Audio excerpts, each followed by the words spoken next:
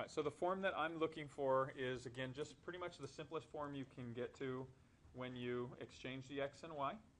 So here I get x equals 5 plus the square root of 6x minus 2. And then solve, So when you exchange the x and y, you get x is equal to 5 plus the square root of 6y minus 2. Again, exchange that x and y. And then solve for the new y. So we need to isolate this. Subtract 5 from both sides. Undo your radical. So I'm going to square both sides. I get x minus 5 squared is equal to 6y minus 2. You can leave it in this form. You don't have to expand it out. Add 2 to both sides. And then divide by 6. And so you can enter your answer.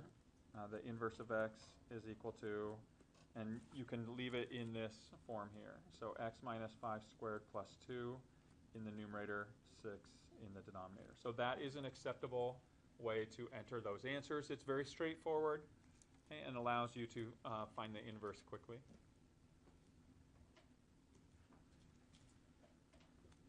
If you start with a rational expression or rational function, same idea. You begin by exchanging your x and y. So x is equal to 4 over y minus 2 plus 6, and then solve for the new y. When you do that, we subtract a 6 from both sides to isolate the fraction containing our variable.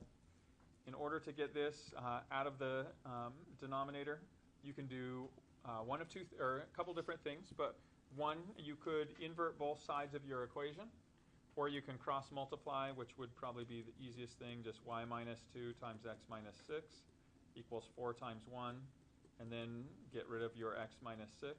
Now, if you were to invert, or if you were to take the, just invert both sides of your equation, you'd wind up with this same thing, so that is a possibility. Okay, and then here, basically you have y minus 2 is equal to 4 over x minus 6. Add 2 to both sides, and you can leave this just as separate terms as you enter that. And you just would, again, write it in the inverse notation. So you get the inverse of x is equal to 4 over x minus 6 all plus 2.